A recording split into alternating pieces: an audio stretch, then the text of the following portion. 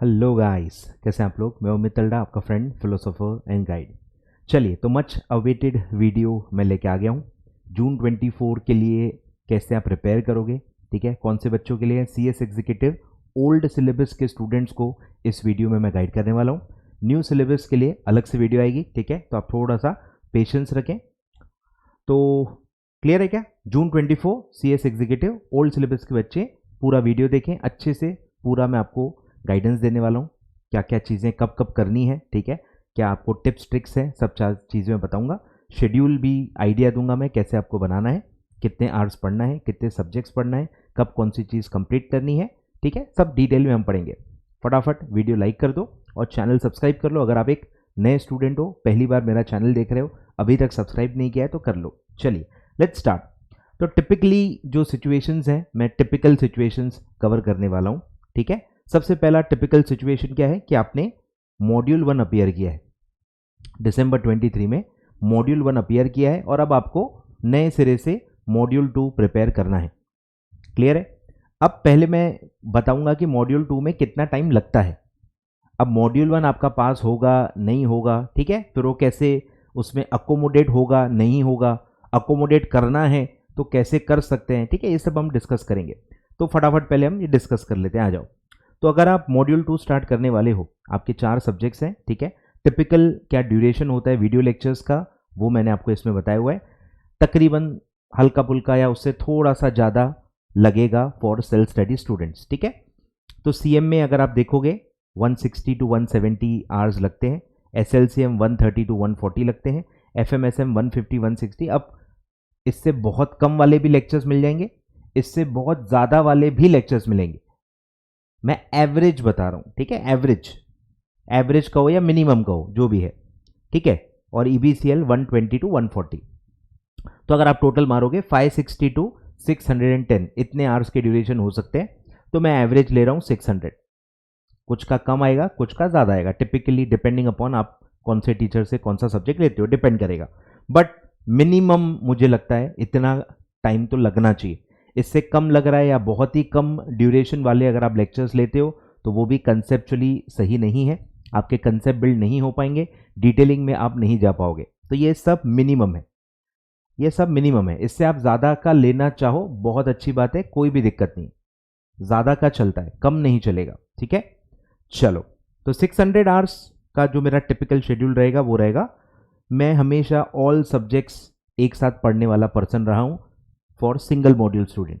Both वाले तो all subject एक साथ पढ़ ही नहीं सकते, उसका तो चांस ही नहीं, ठीक है।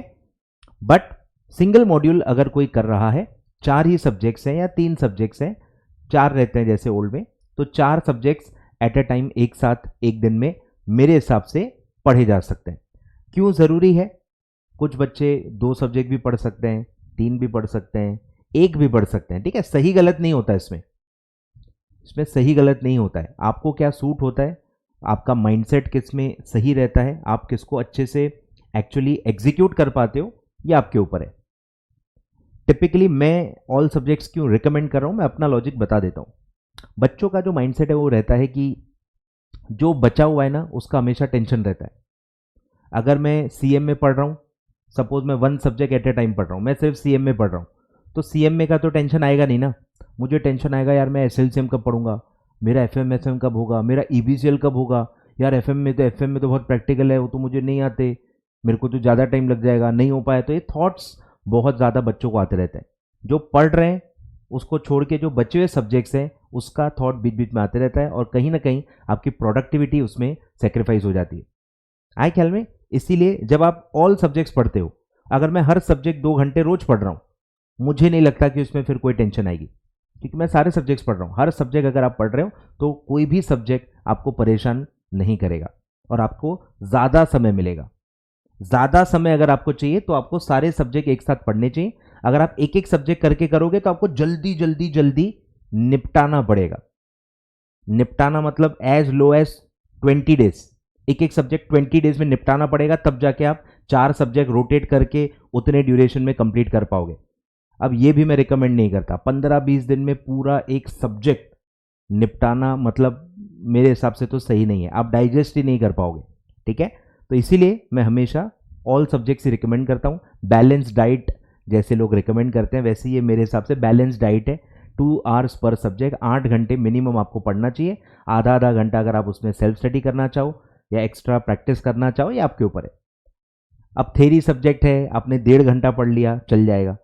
प्रैक्टिकल है, कहीं 2.5 घंटा देना पड़ रहा है। अब वो क्लासेस टू क्लासेस डिपेंड करेगा। कुछ एवरेज अगर आप देखोगे ना, मैक्सिमम जो टीचर्स फेस टू फेस पढ़ाते हैं फिर उसी की रिकॉर्डिंग करके देते हैं, ये जो कैटेगरी के टीचर्स हैं ये टिपिकली 2 घंटे का ही क्लास रखते हैं, इसलिए मैं 2 घंटे ही ले रहा हूँ। मतलब एक क्लास रोज आपको देखनी है। टिपिकल मैक्सिमम टीचर्स का जो स्ट्रक्चर होता है वो 2 आवर्स पर डे का होता है। मेरा वैसा नहीं है, बट मैं अकेला टीचर नहीं हूँ ना, बहुत सारे टीचर्स हैं, तो मैं बाकी टीचर्स के हिसाब से बता रहा हूँ कि 2 आवर्स पर सब्जेक्ट का लेक्चर टिपिकली होता है। 1.25 घंटे या 2 घंटे का टिपिकल लेक्चर होता है। ठीक है, तो 8 घंटे कम से कम आपको पढ़ाई करनी है। सेल्फ स्टडी मैं अलग गिन रहा हूँ, मैं यहाँ वीडियो लेक्चर की बात कर रहा हूँ। साइड बाय साइड आधा पौन घंटा आपको और एक्स्ट्रा पढ़ना पड़ सकता है, तो 10 घंटे का शेड्यूल आप मान के चलिए। ठीक है, तो 600 आवर्स डिवाइडेड बाय 8, तो अप्रॉक्सीमेटली 75 डेज आपको लगेंगे, मतलब मिनिमम 75 डेज लगेंगे। ठीक है, और आपके पास अभी समय कितना अवेलेबल है? जनवरी में अभी 20 दिन और बाकी हैं, फरवरी 29 का है और मार्च 31 डेज का है, तो 80 डेज मार्च एंड तक आपके पास है। 5 डेज या 6 डेज आपको बफर मिल रहा है। अगर आप आजकल में स्टार्ट करते हो तो वीडियो आप लेट देखते हो, 2-4-5 दिन बाद देखते हो, तो cut to cut 75 days March end पे कंप्लीट हो जाते हैं। तो थोड़ा भले आप बफर ले सकते हो। फर्स्ट वीक ऑफ अप्रैल तक आपको देखो मिनिमम टाइम लगेगा। ये सब मिनिमम है, देखो मैं वही कह रहा हूँ। अब अगर कोई बोलेगा सर मार्च एंड के पहले कर सकते हैं, मार्च एंड के पहले तो हो ही नहीं सकता ना। 600 घंटे मिनिमम है, 8 घंटे के ऊपर आप देख नहीं पाओगे कंटिन्यूअसली। इतने सारे डेज 8 घंटे के ऊपर आप देख भी नहीं पाओगे। जोश जोश में 2-4-5 दिन, 1 आध हफ्ता देख लोगे। ठीक है, तो ये भी काफ़ी टफ शेड्यूल है। 8 घंटे कंटिन्यूस इतने दिन देखना, ये भी टफ ही है, काफ़ी चैलेंजिंग है, तो मैं इसलिए बफर दे रहा हूँ आपको। फर्स्ट वीक ऑफ अप्रैल तक देखो मिनिमम टाइम लग जाएगा फॉर मॉड्यूल 2। अब इसमें मैं कह रहा हूँ अगर आपका मॉड्यूल 2 का फेल आया रिजल्ट, सॉरी मॉड्यूल 1 का रिजल्ट फेल आया, तो आपके पास ज़्यादा समय नहीं है। मतलब मॉड्यूल 1 आप इसमें इनबिल्ड नहीं कर पाओगे। बस आप चाहो तो क्या कर पाओगे, अमेंडमेंट्स कवर कर लेना। अमेंडमेंट्स ठीक है, 2 से 4 दिन या 2 से 5 दिन आप उसमें दे सकते हो। ठीक है, और डायरेक्टली फिर आपको रिवीजन स्टार्ट करनी पड़ेगी। मतलब मॉड्यूल 1 अगर आपका अच्छे से हो रखा है, कवरेज भी अच्छा हो रखा है, किसी कारणवश आप फेल हो गए हो, आप बहुत कम मार्क्स से फेल हो गए हो, बहुत ज़्यादा आपको कुछ खास कवर करने की ज़रूरत नहीं है, आपके अच्छे से पढ़ाई हो चुकी है, आपने क्लासेस की थी या सेल्फ स्टडी की थी, आपने बहुत अच्छा टाइम ऑलरेडी मॉड्यूल 1 पे दिया हुआ है और आपको सिर्फ अगले अटेम्प्ट के लिए सिर्फ उसमें रिविजन करने की अगर ज़रूरत है तो यहाँ वो कवर हो सकता है। लेकिन अगर आपके बहुत कम मार्क्स आ गए, सपोज 200 में से आपको 400 में से आपको बहुत कम मिले हैं, तो फिर मतलब समझ रहे हो, अगर आपकी मेहनत बहुत ज़्यादा बाकी है, जो कि आप ही को पता है, मैं जज नहीं कर सकता, ठीक है, तो फिर यहाँ पे आपको दिक्कत होगी। क्योंकि अगर आप फिर मॉड्यूल 1 को यहाँ पे उसकी स्टडी को अलग और एक्स्ट्रा टाइम देना चाहो, 15-20 डेज देना चाहो, तो फिर वो आप नहीं दे पाओगे, यहाँ उतना समय नहीं है।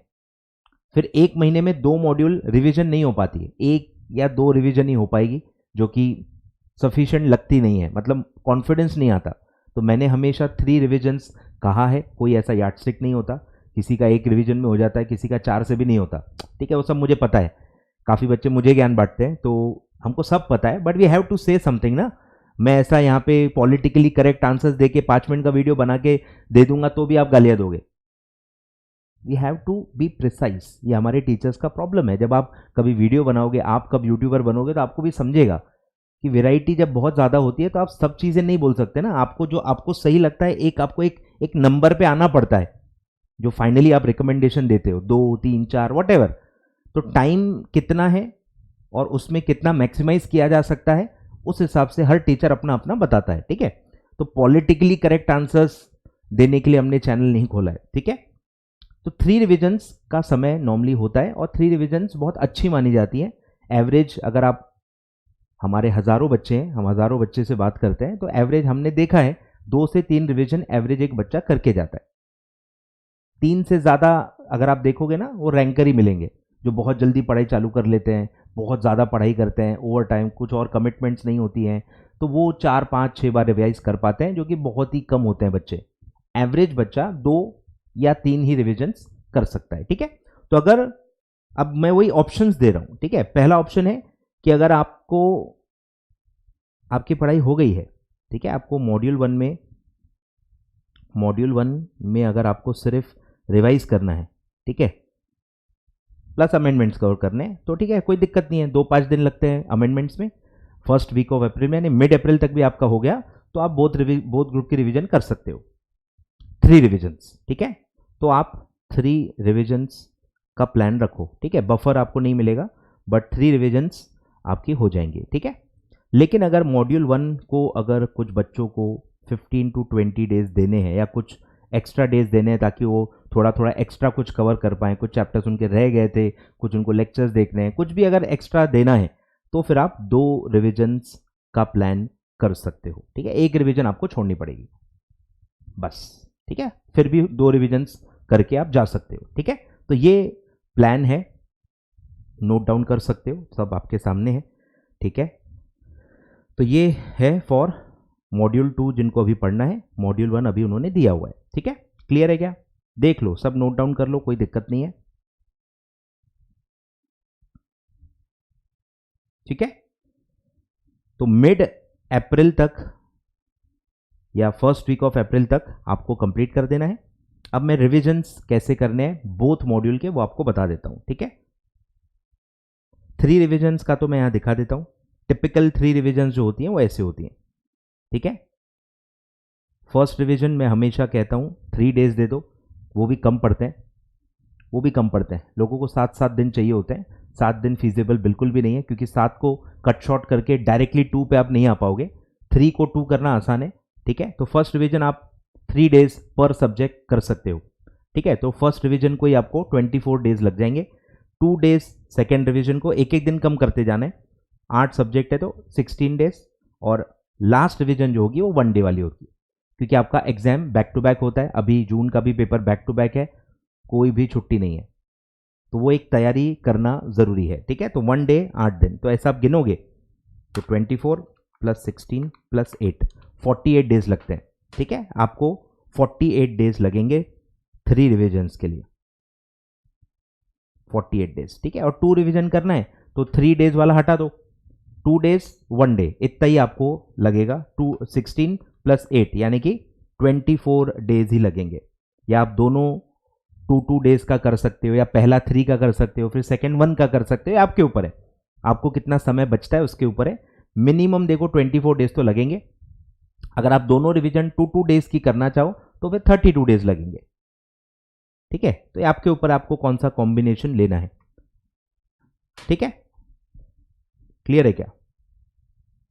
या आप 3 रिविजन्स भी देखो कर सकते हो। अगर 48 डेज बच रहे हैं 15-20 डेज देने के बाद, suppose first week of April में आपका सिलेबस कंप्लीट हो जाता है, 15-20 डेज आप एक्स्ट्रा पढ़ाई के लिए देते हो, और उसके बाद भी अगर आपको 50 डेज बचते हैं तो आप नॉर्मल 3 रिविजन्स भी कर सकते हो। प्रॉब्लम ये है कि ये सब बुकिश इतना रियल लाइफ में होता नहीं है, बफर लगता है, बीच बीच में छुट्टियां, हेल्थ इश्यूज, उसको सबको इनकॉर्पोरेट करना जरूरी है। Cut to cut on paper तो मैं मैच करके दे दूंगा, पर वो रियल लाइफ में आप एग्जीक्यूट नहीं कर पाओगे, आए ख्याल में। तो बफर रखो, बफर रखना बहुत ज़रूरी है।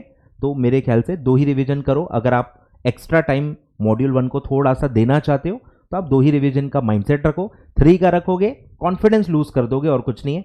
जितना पॉसिबल है उतना ही एक्सपेक्टेशन रखो, तो आप कॉन्फिडेंट फील करोगे। क्लियर है क्या? तो सब नोट डाउन कर लो, ठीक है। तो अप्रैल फर्स्ट वीक तक आपको मॉड्यूल 2 पे ही पढ़ना है, मॉड्यूल 2 का ही पूरा टारगेट रखना है, मॉड्यूल 1 के बारे में नहीं सोचना है। अब यहाँ बच्चे मिक्स कर लेते हैं, मॉड्यूल 1 भी पढ़ लेते हैं या मॉड्यूल 1 का ही कर ले। मॉड्यूल 1 अब बीच में मत लाओ, रिजल्ट तक तो वैसे भी आपको कुछ करना नहीं, रिजल्ट तक एटलीस्ट मॉड्यूल 1 के बारे में नहीं सोचना है। मॉड्यूल 2 को ही जल्दी से जल्दी कंप्लीट करने की पूरी कोशिश करनी है, तो आपका हो सकता है, ठीक है। और आप पास हो गए तो बात खत्म, आराम से मॉड्यूल 2 पढ़ो, फिर आराम से मॉड्यूल 2 को रिवाइज करो। क्लियर है क्या? क्लियर है क्या? तो सिंगल मॉड्यूल का भी नीचे मैं रिवीजन पैटर्न बताता हूं, ठीक है, बता देता हूं। सपोज ग्रुप 2 आप दे रहे हो, ग्रुप 1 आपका पास हो गया सपोज, ठीक है, ग्रुप 2 ही दे रहे हो, तो इसमें भी सेम है। फर्स्ट रिवीजन में 3 डेज 4 ही सब्जेक्ट हैं तो 12 दिन। सेकेंड रिवीजन 2 डेज, 4 ही सब्जेक्ट हैं 8 दिन। अब यहाँ ऑल्टरनेट पेपर्स होते हैं, सिंगल ग्रुप है तो 2-2 दिन मिलते हैं, तो यहाँ 1 डे रिवीजन करने की जरूरत नहीं है। थर्ड रिवीजन भी 2 डेज की होगी, इंटू 4 8 डेज, तो ये आप देखोगे तो ये आएगा 28 डेज। मतलब टिपिकली 30 डेज लगते हैं for single module 3 revisions. Clear है? तो ये आपका हो जाएगा आराम से। आप एक्स्ट्रा रिविजन्स भी कर सकते हो, एक्स्ट्रा राइटिंग प्रैक्टिस कर सकते हो, टेस्ट सीरीज दे सकते हो, टाइम एक्स्ट्रा है तो बहुत सारी चीज़ें एक्स्ट्रा की जा सकती है। ठीक है, तो ये हो गया पूरा। बड़े आगे चलो भैया, अब सेकेंड कैटेगरी के बच्चे आएंगे जो मॉड्यूल 2 के लिए अपियर कर चुके हैं और अब मॉड्यूल 1 देना है। ठीक है, तो उनके 4 सब्जेक्ट्स क्या होंगे? Company law, SBC, GIGL, tax. इनमें से मेरा एक भी सब्जेक्ट नहीं है, तो आइडियली मुझे गाइड करना ही नहीं चाहिए, ठीक है, क्योंकि मेरा एक भी सब्जेक्ट नहीं है, बट स्टिल बच्चे इंसिस्ट करते हैं, तो जितना मेरा नॉलेज है, जितनी मुझे आइडिया है, मैं आपको बता रहा हूँ। आप अदर टीचर्स को भी ज़रूर इसमें कंसल्ट कर सकते हैं। ठीक है, तो typical company law 180 to 200 hours होना चाहिए। कुछ का 240 भी है, कुछ का 120 भी है, या शायद उससे भी कम है। तो इतने लो नंबर ऑफ आवर्स मैं रिकमेंड नहीं करूँगा, खासकर जो आपका पूरा कोर सब्जेक्ट है, जो पूरे इस कोर्स का फाउंडेशन है कंपनी लॉ, वो 180 to 200 आवर्स तो मिनिमम होना चाहिए। इससे और ज़्यादा का आपको मिल जाता है, आपको लगता है कि आपको करना चाहिए, आप कर सकते हो। मिनिमम 180 तो मेरे ख्याल से होना चाहिए, जितना लेंथ है, क्योंकि मैं पास्ट में कंपनी लॉ पढ़ा चुका हूँ। ठीक है, तो मुझे पता है 150-180 आवर्स तो वो जाना चाहिए। ठीक है, अगर कोई पूरा डिटेल में अच्छे से पढ़ाता है तो। फिर एसबीसी थोड़ा ठीक ठाक है, 120 to 130 आवर्स। जीआईजीएल और थोड़ा छोटा है, 100 to 120 आवर्स एवरेज टीचर्स का ड्यूरेशन होता है। और टैक्स में काफ़ी वैरायटी है, कुछ का 180 है, कुछ का 300 भी है, तो ये आपके ऊपर है। मैं आपको बीच का नंबर दे रहा हूँ, 200 to 240 आवर्स आप दे सकते हो। इससे ज़्यादा फिर आपका ड्यूरेशन लंबा होते जाएगा, सिलेबस थोड़ा लेट कंप्लीट होगा। तो टिपिकली 690 आवर्स अपर साइड में ले रहा हूँ, ज़्यादा वाला ही लगता है ग्रुप 1, क्योंकि बहुत डिटेल्ड है, काफ़ी ज़्यादा लेंदी है। तो 690 आवर्स में ले रहा हूँ, मतलब 700 ही ले लिया मैंने सेफर साइड। ठीक है, तो 700 डिवाइड बाई 8 तो 88 डेज लगते हैं। 88 डेज मिनिमम आपको लगेंगे। इसमें बफर और ऐड कर दो, बैक ऑन बैक 88 डेज तो आप पढ़ोगे नहीं ना, 10-12 दिन कम से कम और लगते हैं, मतलब 100 दिन लग जाते हैं। तो यहाँ पे मैं कह रहा हूँ कि अगर आप मॉड्यूल 2 दे चुके हो और मॉड्यूल 2 अगर आप फेल हो गए, तो वो मॉड्यूल 2 कवर करना साथ में मुश्किल है। ठीक है, तो 100 डेज देखो कहाँ तक जाते हैं, 100 डेज कहाँ तक जाते हैं? जनवरी के 20, 29, 31, ये कितना आ गया था? 80 डेज आ गया था, 20 दिन और, मतलब 20 अप्रैल।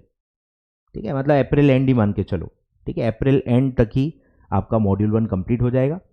और एक महीने में तो एक ही सब्जेक्ट की 3 रिविजन्स हो सकती है। बोथ की करोगे तो 2 रिविजन्स वाला प्लान आपको लेना पड़ेगा। ठीक है, तो यहाँ मैं वैसे ही कर रहा हूँ कि अगर आपका मॉड्यूल 2 फेल हो गया तो आप क्या करोगे? मॉड्यूल 2 की फिर आप कुछ एक्स्ट्रा कवरेज नहीं कर पाओगे, डायरेक्टली आपको रिवीजन पे आना पड़ेगा, या थोड़ा बहुत जो अमेंडमेंट्स होगा वो आपको कवर करना पड़ेगा। ठीक है, तो फेल हो गए अगर, तो सीधे आप 2 रिविजन्स का प्लान कर सकते हो बोथ मॉड्यूल्स, क्योंकि आपको यहाँ 40 डेज, लगभग 35 डेज, 40 डेज बचेंगे। ठीक है, तो आप 2 रिविजन्स का प्लान रख सकते हो। और अगर आप पास हो गए तो आप सिंगल मॉड्यूल का प्रॉपर, जैसे 1 मंथ में 3 रिविजन्स होती हैं सिंगल मॉड्यूल, वैसा आप कर लो। ठीक है, समझ में आ गया? चलो, तो ये आप नोट डाउन कर लो। ठीक है, इससे कम नहीं चलेगा, मैं पहले ही बता रहा हूँ।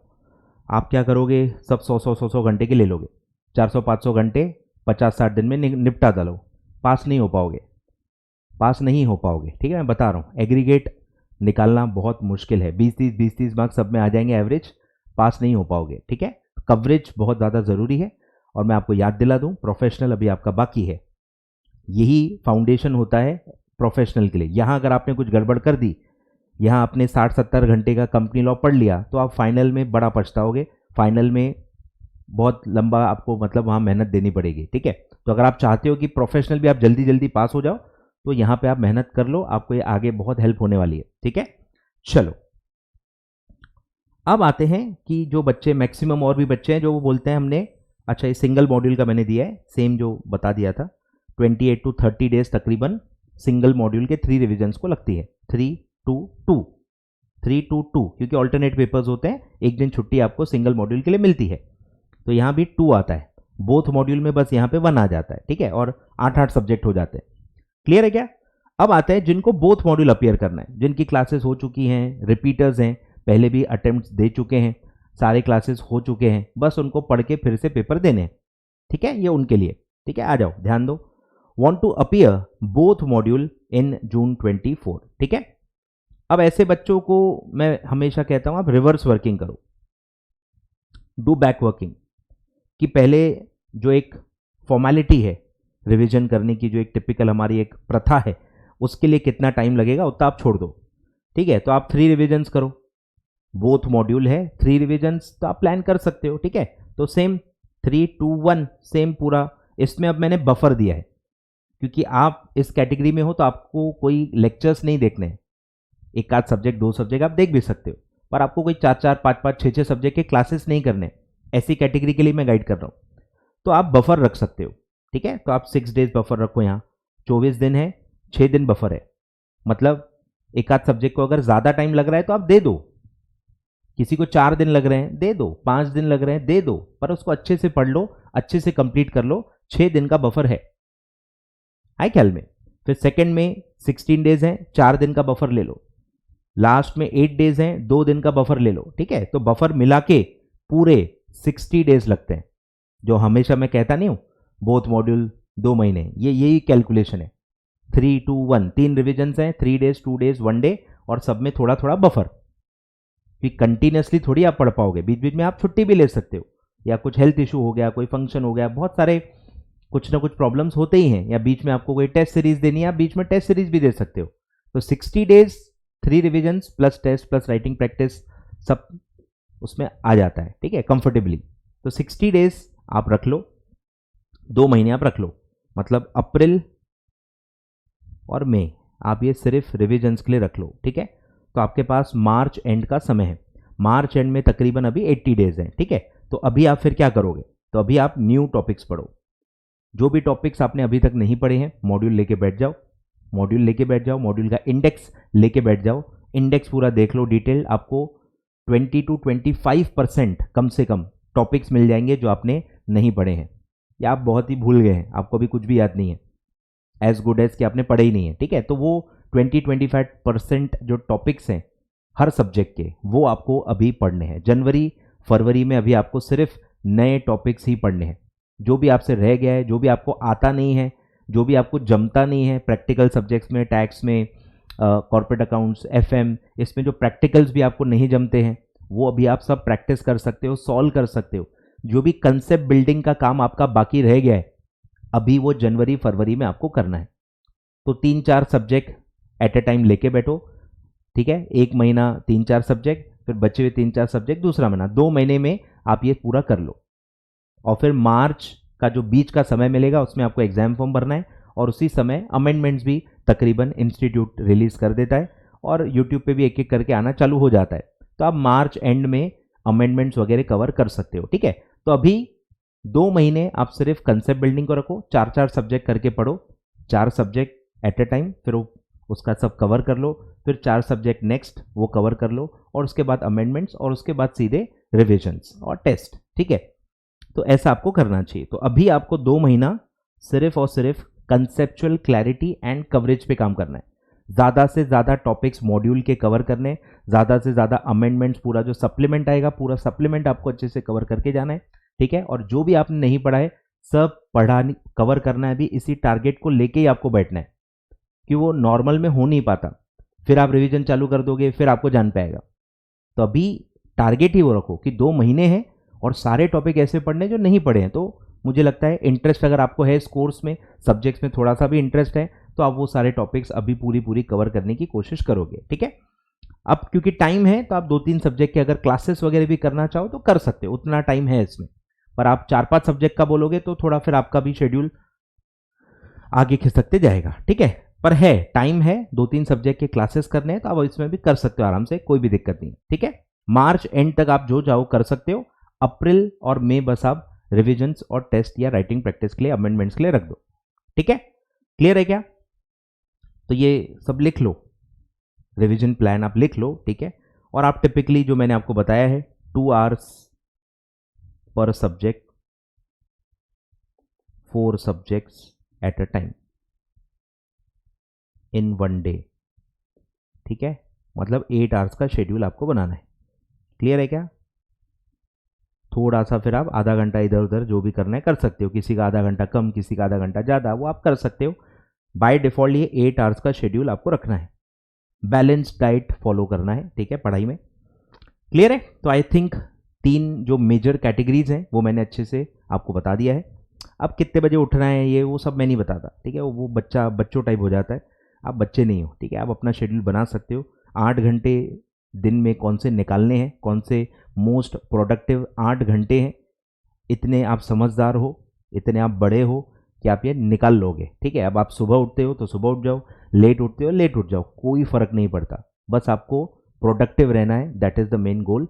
ठीक है, तो कोई दिक्कत नहीं है, आप 8 बजे उठ सकते हो, ठीक है, नहा धो के 9 बजे पढ़ाई पे बैठ सकते हो। फिर आप 2-2 घंटे के लॉट में बैठो एट ए टाइम, 2 घंटे, या बीच बीच में आप 5-5 मिनट का ब्रेक ले सकते हो, गाने सुन सकते हो, कुछ खा सकते हो, ठीक है, जो भी है। तो ऐसे 2-2 घंटे के स्लॉट्स में आप पढ़ सकते हो, बीच में आधा-आधा घंटे के बाद 5-5 मिनट का ब्रेक ले सकते हो, कुछ खा पी सकते हो, जगह से उठ सकते हो। ठीक है, तो 2-2 घंटे के बस 4 स्लॉट आपको चाहिए। ठीक है, तो इसमें अब आपके जो अदर कमिटमेंट्स हैं, कुछ घर के काम हैं, वो सब आपको निपटाने, वो आपको एक शेड्यूल बना के चलना पड़ेगा। ठीक है, तो 2-2 घंटे के 4 स्लॉट आप बना सकते हो, आपके ऊपर है, कोई भी दिक्कत नहीं है। आप 12 बजे उठते हो, लेट तक पढ़ते हो, उसमें भी चलता है, कोई भी दिक्कत नहीं। मैं खुद नाइट शेड्यूल वाला हूँ, इसलिए बता रहा हूँ। मैं तो टिपिकली 1 बजे उठता हूँ। 1 बजे मैं उठता था, पहले भी उठता था, अभी भी लेट ही उठता हूँ। ठीक है, 1 बजे उठता हूँ, फिर नहा धो के 2-3 बजे डायरेक्ट खाना खा लेता हूँ, फिर 3 बजे मैं पढ़ने बैठता हूँ। 3 बजे से रात को 3 बजे तक पढ़ता हूँ, 12 घंटे। फिर 3-4-5 बजे सोता हूँ, फिर सुबह 12 बजे 1 बजे उठ जाता हूँ। तो ऐसा भी चलता है, कोई सही गलत नहीं होता है। आपकी बॉडी जो एक्सेप्ट करती है, जो आपको आदत है, उसी को चलने दो, कोई भी दिक्कत नहीं है। ठीक है, जब एग्जाम आएगी उसके पहले आपको शेड्यूल थोड़ा सा एग्जाम के हिसाब से बदलना होता है। क्लियर है? चलो, तो आई थिंक बेसिक गाइडेंस मैंने आपको दे दिया है। कुछ भी आपको और पूछना है कमेंट बॉक्स में आप पूछ सकते हो, कोई भी दिक्कत नहीं, मैं पूरी कोशिश करूंगा आपको जवाब देने की। वीडियो लाइक कर देना, चैनल सब्सक्राइब कर देना। नेक्स्ट वीडियो में हम मिलेंगे, और भी कुछ मुझे लगा आपको गाइडेंस देना है तो मैं ओल्ड सिलेबस वालों के लिए और वीडियोस बनाऊंगा। ठीक है, थैंक यू सो मच।